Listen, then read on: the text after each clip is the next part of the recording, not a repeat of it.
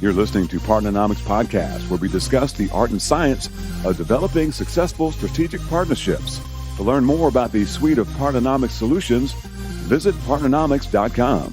Welcome back to another episode of Partnernomics Podcast. I'm your host, Mark Brigman. And on today's show, we have Yoav Snir with us. Yoav is the head of global digital partnerships at Amdocs, a massive company that I had the pleasure of doing some work with earlier in my career.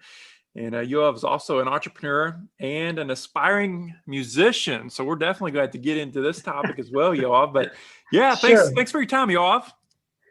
Thank you. I've been waiting to have this chat with you. I think when we talked last time, we connected on different things, and I'll be happy to share my story. And if I can share some of my insight that I gained along the way of this journey with your listener, and someone will find beneficial, that's more or less what we can do.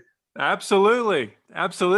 So Yoav, talk to us a little bit, if you would, about your early career and then your journey of how you got to the U.S. Sure. Well, actually, that's pretty easy. I got here in 2008 with my family, with my wife and two boys. Amdocs, the company I work for, is an international company. We do business with, we serve the 300 telecommunication and media providers around the world, the likes of Sprint, T-Mobile, AT&T, and then internationally, the Vodafone Group, Orange, America Mobile, and so on and so forth. And one of the things we do is that we have, since those are massive accounts or customers, and we serve them, some of them for many, many years, like, for example, Sprint or Sprint Nextel when it was still that. And we've been working with them for probably around 20 years. So we have always have a local account team, a dedicated account team that serve the customer, and we have them sit with the customers. So back in 2009, I was offered the position with our Sprint account here in Overland Park. And obviously when they offered me the job, I was back in Israel back then, I didn't know where it was on the map, like many of my friends now still do. So after I took a short trip and came here and met the people and seen the place, well, the rest is history, right? So I said, hey, I love the place. We're moving here. I moved here and we've been here ever since. Actually, when I moved to I did a few roles with our Sprint account, and after 5 years, when it was time to move on, and I moved on to the partnership world, and so my boss back then said, hey, now that you have all of North America, why won't you move somewhere more central? So you can guess what I told him, right? I told him, hey, it doesn't get any more central than Kansas City. I was going to say, it is right smack in the middle. Yeah, and honestly, I like it here. My wife, the kids will like it here. So if you don't mind, I'll stay and I'll just connect more and I'll fly. So that's how I got here. Awesome. Yeah. So you come to the U.S. Via Israel, and I was collaborating with a professional colleague from Monday.com, and I learned that not only is Monday an Israeli company, but she also said that Israel has the most is basically seen as the most entrepreneurial country in the world.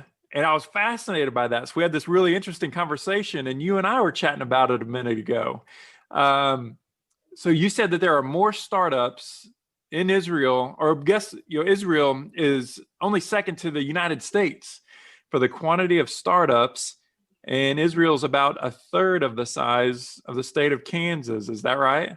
Yeah, more or less. So Israel is also called the startup nation. There's actually a book by that title that you may have heard of, and there's actually a sequel for that. I can send you the link later so you can post it on your website. But that's true. Israel is very fortunate to be one of the startups or innovation hubs in the world, and it is second only to the US in the number of startups, at least last time I checked, that we produce. And then if you do the math of the size and the size of population, so it's probably in per capita or per any measurement, is probably one of the leaders in the world. And there are many reasons for that we could probably cover on another podcast, because that's a topic by itself. Absolutely.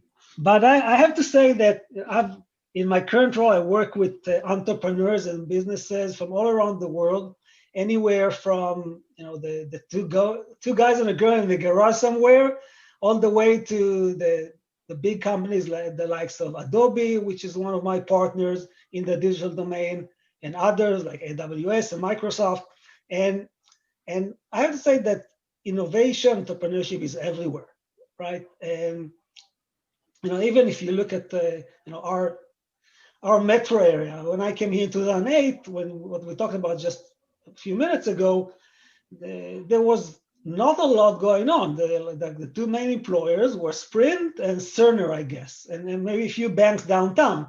Now, granted, it's 12 years later, but there's probably 15 minutes away from my house, there are hundreds of startups from every size and feature in agriculture and in veterinarian and fintech and logistics and you name it, right? And when I tell it to people that are coming from the big hubs, like from New York, from Boston, from the Silicon Valley, or from Tel Aviv, and I tell them, hey, I live in Kansas, so after they finish with the jokes on the Yellow Brick Road and Dorothy, and they said, so there's nothing there, just cornfield, right? I said, well, they are actually like 10 minutes away from my house, but 10 minutes the other way, they're like probably 3 to 5 incubators and hundreds of startups. But really, innovation is everywhere.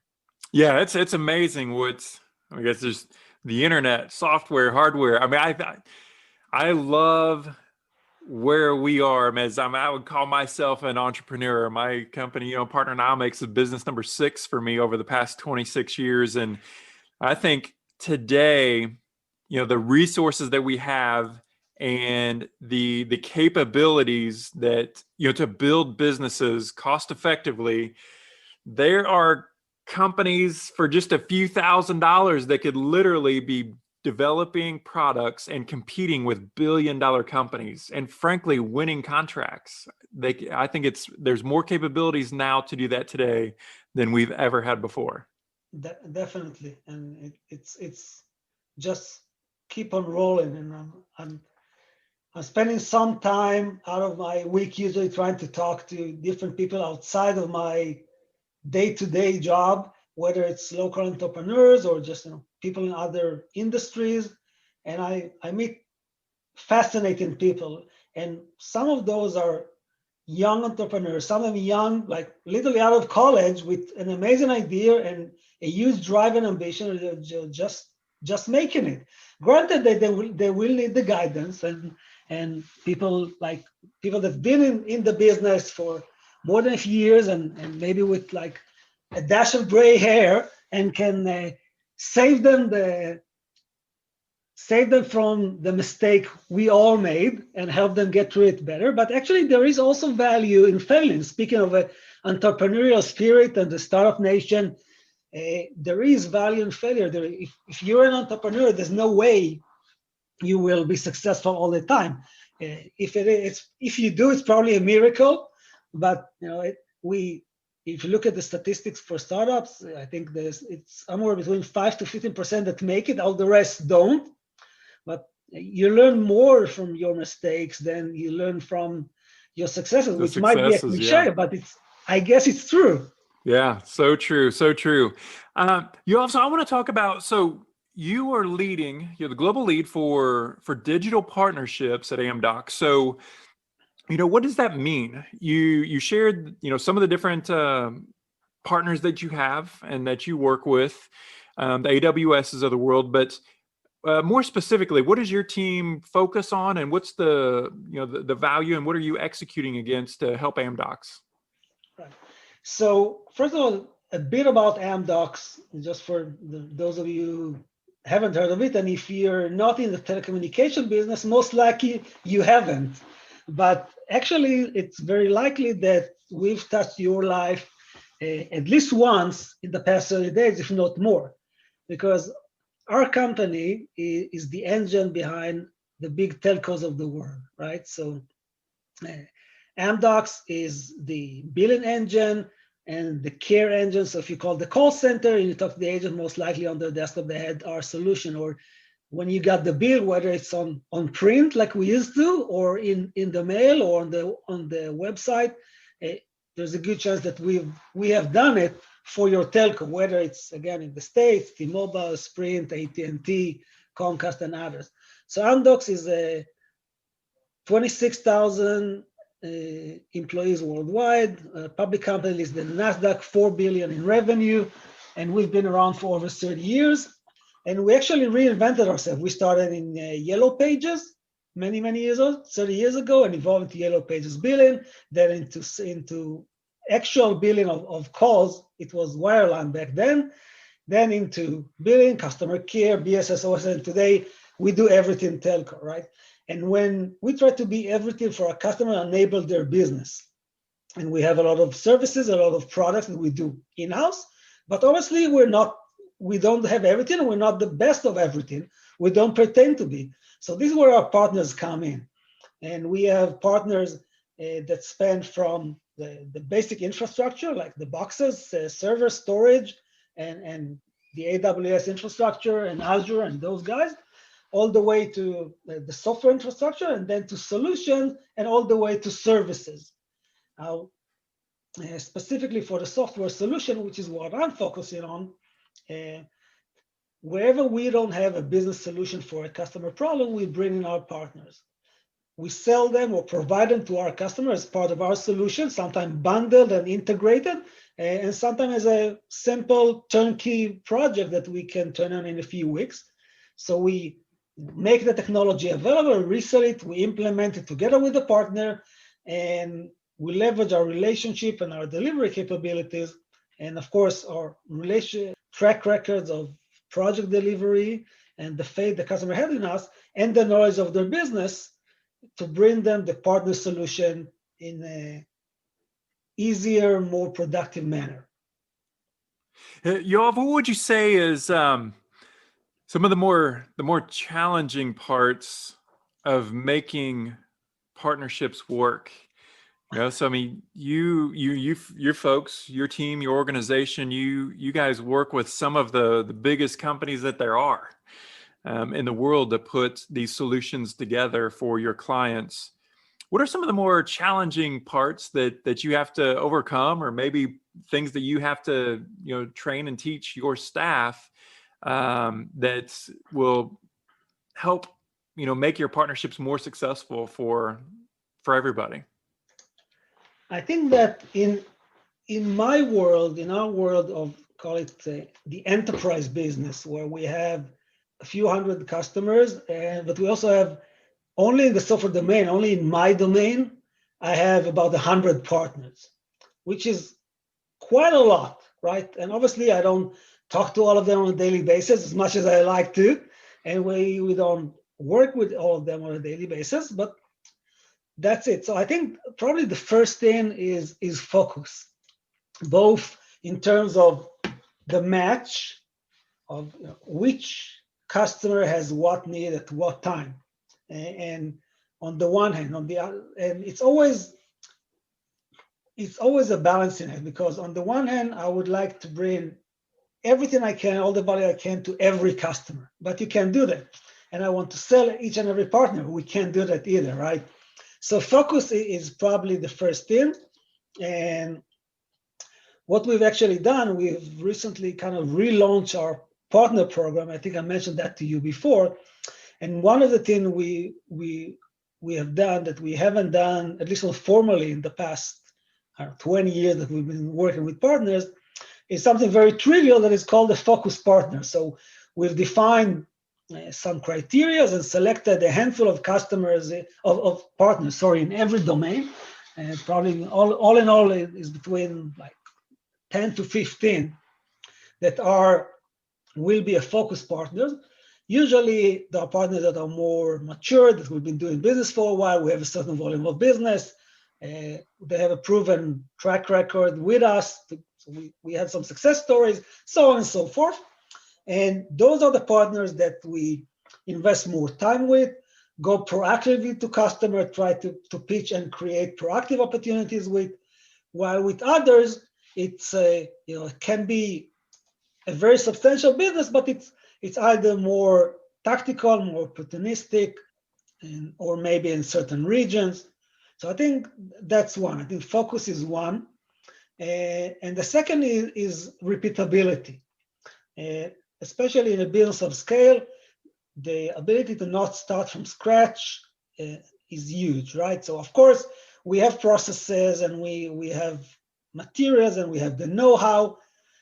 That's easy, but in a world where a sales cycle average is 9 to 18 months, and that's what I tell, by the way, every new partner I meet, I tell them, hey, listen, I don't know what you're used to, but in our world, in the telecommunication industry, it doesn't matter if you sell $100,000 deal or $10 million deal.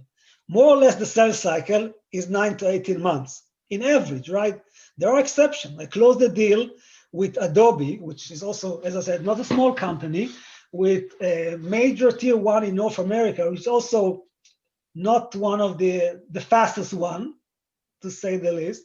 And from RFP to deal closure and start of the project, it was 6 months. And it was about, I think it was a $20 million deal, right? So there are exceptions, but I had tiny deals that dragged for 3 years.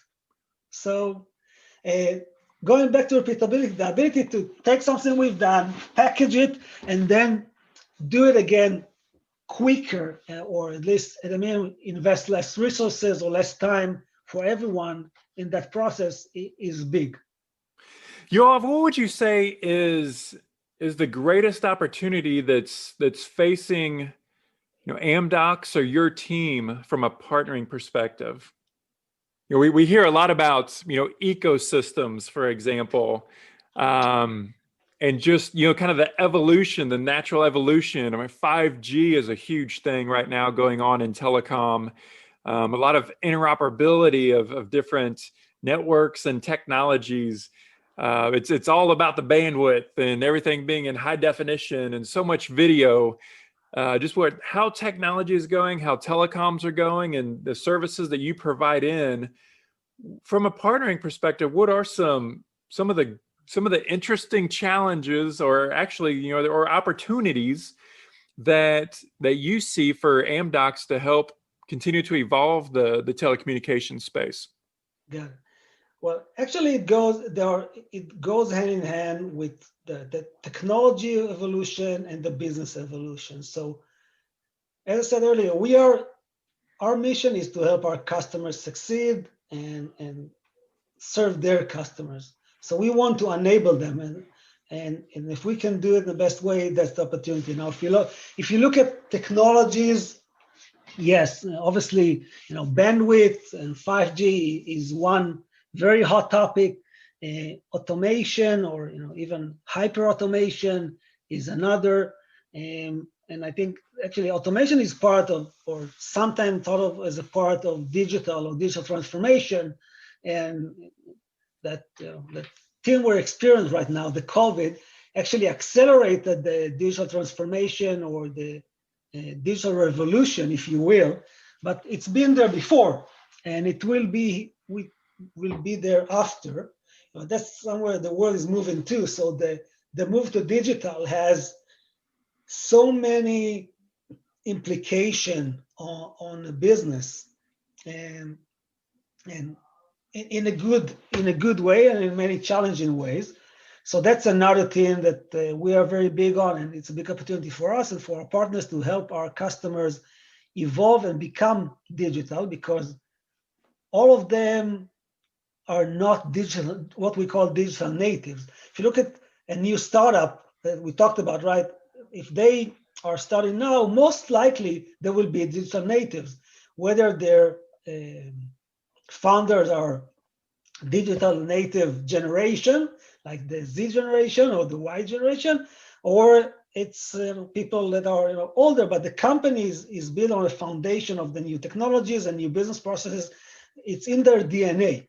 Older companies, it's not in their DNA, so they have even customers not as big as, let's say, Fortune 100, they usually have hundreds, if not more, of different application and IT stacks on different technologies, and their business processes don't talk to each other and don't talk to the technology they're using.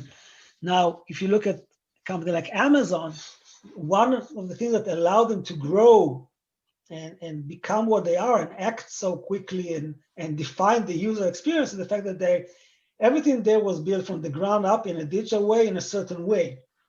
And so I think that digital transformation, or the ability to transform your company into as close as possible to a digital native company, is the biggest challenge, the biggest opportunity that actually every company has, not only in telecommunication.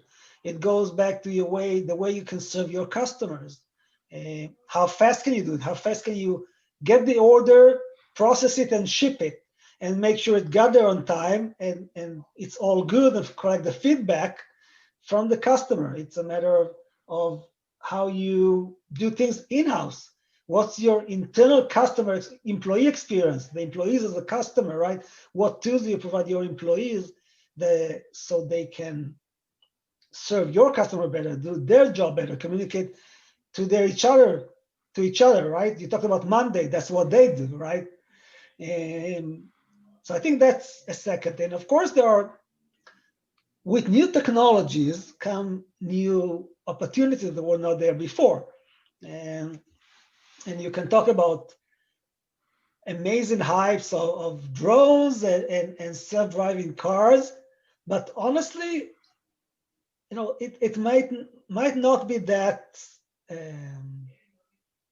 futuristic, because there are many things that we do today that just can be, with just a small incremental improvement, you can make them 50% better. Yeah, I was, right before, right before the COVID shutdown, I was out in Vegas to do a keynote, and I got to ride in one of the Lyft cars, the autonomous vehicles. It was manned, but about 95% of our ride was totally hands off. And that was an interesting experience. But yeah, the future is here. And partnerships is not only a way, I think it is going to be the way. Whenever you're talking about so much of technology and just the globalization, I definitely want to talk to you some more about about cultures and regions and having this international reach for partnerships, that door being open wider now than it ever has been before. But partnerships will be the way. All the trends and statistics are showing that if you don't know how to partner, your organization is in trouble. But Yoav, I'd love to have you chat a little bit, just with your wealth of experience of doing international partnerships and Amdocs being such a large international organization. Can you talk to us a little bit about what you've learned about cultures and just even geography, and how that plays into partnerships and what you've learned over the years? Sure, I think that's crucial, because first of all, I agree with you that the more we go into the future, partnership will be even more crucial, just because of the fact that no one can do everything the best way, right? There's always specialization. There's always the greatest startup that does things better. And you want to focus on, even if you can do something and you can do it well, it doesn't mean you have to do it. And that's what I tell people all the time. Hey, okay, that we have a gap in the product. We can build it internally. We have amazing people, but should we? Right? So I think that's for sure, and that will continue to be the case, and will be more and more. And I think the startups and big companies alike, partnership is all about people. And just like the parallel to sales, people do business and people partner with people, and with people they connect with and trust. It's all about relationship. It's all about trust. The technology is important. The business model, of course, is important, but those are the second pillar. So it's all about people connecting with people, and with that, it's crucial to be at least aware of the differences and complexity that culture brings into the mix, into the game. And you can think about it even in the US, right? The East Coast mentality and the West Coast mentality, or the Southern mentality, right? It's different. It's not that different. You share the same values, the same perception of time, for example, but there are subtle differences, right? Now, take it to the next level. If you talk to people from another region, another culture, another time zone, there might be things, or there will be things that are different that impact fundamentally the way they interact, the way they perceive things, the way they communicate. And you need at the minute to be aware of that. And if you will be, it will help you. If not, it can actually kill the deal. So, I can tell you that as someone who has, I call it roots on both sides of the sea, or both sides of the ocean, right? I grew up in Israel, and as much as I traveled the world, even when I was there, and I was serving customers all around the world from Israel for many, many years, when I came to the States, I thought, hey, I've been doing business with North America for 10, 15 years. I know the culture, I know how things work. It's not such a big deal. It took me a while to understand how much I didn't know and I didn't realize about American culture. And you can claim that Israeli culture, American culture, at least the Western world culture, is relatively similar. But then take it to other places in the world. For example, South America, the perception of time is different.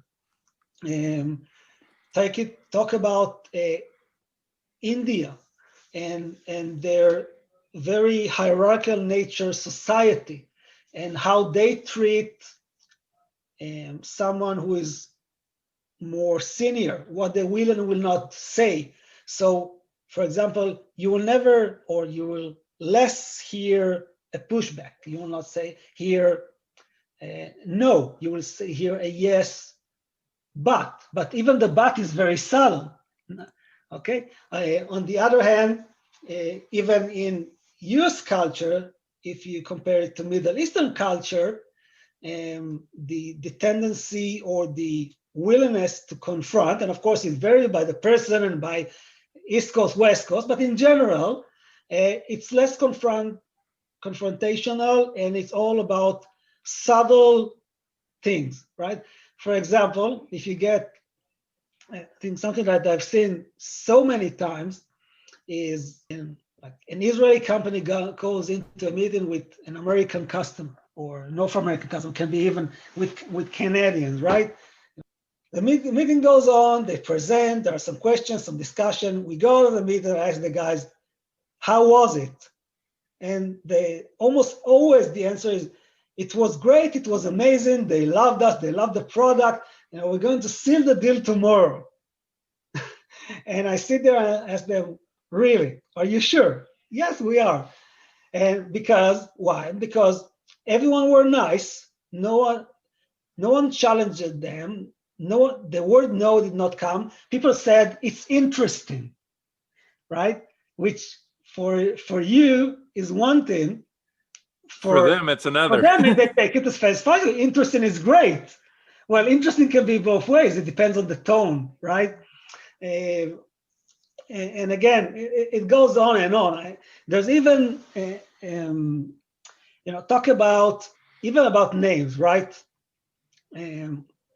Names or nickname. For example, I had a friend of mine, his name is David. It's a very common Jewish name. Now, the nickname, or in short of this name, which is very common in Israel, is Dudi.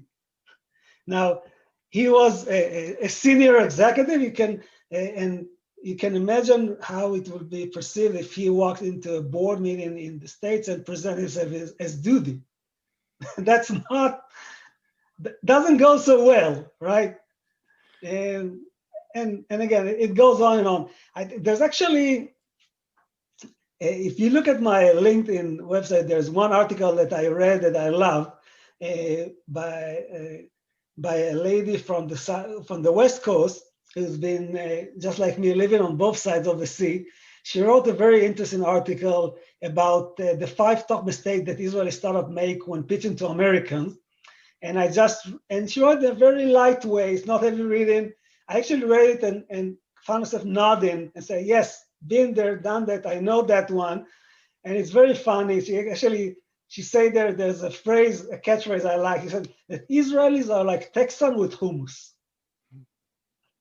And if you want to go actually deeper than that, which, by the way, I found this topic fascinating. If you go back to school, there is actually a whole study or set of studies about the difference in culture and business. And there's a scholar named Hofstede that talks about the 6 dimension of culture and how different nation and region map in each dimension. And the dimensions are like individualism, power distance, masculinity, uncertainty avoidance, long-term orientation, and indulgence. You just look it up. And also, if you don't have to read the entire study, you just have to understand the concept. And if you just look at it, you understand the meaning of those parameters and how different societies look at each one. That can be a very, very helpful tool. Oh, absolutely. I think, as we were talking about earlier, that the world is getting so much smaller. I mean, it's almost every day I am on a Zoom call with a client or just having a conversation with somebody from the other hemisphere. Mm-hmm. You know, whether it's Dublin, Ireland a week ago, earlier today with a gal from India, all over the world. And you know, as the world becomes smaller, as we are able to partner, as we're able to connect with international resources, this topic is going to become absolutely critical to understand. So that is definitely something that we need to be thinking about. Yoav, I want to ask you. So, you know, you've had a really strong career and done a lot of different things, but it hasn't always been partnering.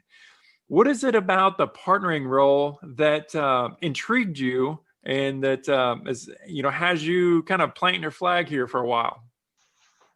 If I look back at my career, and I've actually started in Amdocs as a developer. I started from the ground up and worked my way, through the corporate ladder and different things.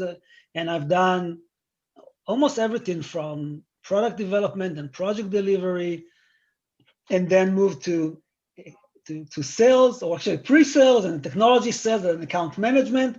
And in the past 6 years, I've been doing partnerships. And just before I went to partnership, I was thinking about what my next run, what I want to do. And I kind of figured, well, I've actually done a bit of everything. And that's what partnership is. I was going to say, that's a perfect pedigree to do partnerships. You got to know a little bit of everything. Right. And if, I had a chat with someone who wanted to go into partnership a while back, and that's what I told him. I said, hey, you can start as a partner manager. You can do that. That's not rocket science. But if you have a chance to experience a bit of every discipline, some technology, some management, account management, customer management, and some sales, some more on the business side, operation, product development. Yeah, you will be a much better at what you do as a partnership. First of all, because you talk to as a partner, a partner leader, a partner developer, a partner manager. It's like a quarterback, right? You're only as strong as your team. And you need to lead the team, or at least help them, center. So if you know how it is, you don't have to be the best running back, but you got to know what it is that they're looking for, what their point of view is, right? You'll be a better quarterback if you had experience as a running back. Now, in the sport world, it's not always possible, but in the business world, it is. And I see the difference between people that came into a partner's role from only an operational background. They look at things through one set of glasses. It's all operation. I look at people that come from technology. It's all about the solution. Now, if you have a chance, if you can experience some of each, I think you'll be better. And that's what I like about it, because it's a sum of all, and you get to do everything. So it's always interesting. And I find myself on calls sometime talking about go-to-market strategies, sometime guiding someone about how to structure the P&L, sometime, how do we build a business model, and sometimes what is the joint story and the elevator pitch about the partnership. So, yeah. A lot of what I hear you say is it's also about empathy. We hear a lot about that word, especially over the last 5 to 10 years or so in the partnering space, but being able to empathize, being able to really understand other people's perspectives, because you have a background and an appreciation and understanding of kind of a 360 approach to business. As you mentioned, sometimes it's product, sometimes it's marketing, sometimes it's pricing, sometimes it's finance, it's the business case, it's pricing, it's the legal terms, the legal aspects, it's operational, right. Delivery. There's so many different components. You're absolutely right in that. So By y'all, the way, go ahead. No one can do everything. Even if you spend 20 years and trying to do everything, but and there are things that, for example, I have no background in legal, but I've done so many contracts in my life that today I can probably draft contracts and redline to some extent like a lawyer, right? So learn on the fly, even if you come from an engineering background and you've never done sales in your life, and you find yourself in a partnership role. So take time, plan, spend time with your colleagues, sit down with product management, ask them, just like you do, I'll make the equivalent, just like you do with your wife, right? But in a very different way. Ask them how their day was. What are the challenges that they are facing? How can you help them? Even if there's nothing concrete, learn about their way, their perspective. Do the same with the sales folks, with the finance folks, and then try to bring it all together when you're building a partnership. Yeah, absolutely. Then jump on the Partnernomics platform and enroll in the Strategic Partner Leadership Professional certification. But Yoav, thank you so much for your time. Thank you for sharing your insights. We definitely appreciate that. Thank you, Mark. It's been a pleasure. It's actually... Partnernomics Podcast is brought to you by Partnernomics. Learn how to leverage the power of partnership. To listen to more episodes of Partnernomics Podcast, visit partnernomics.com.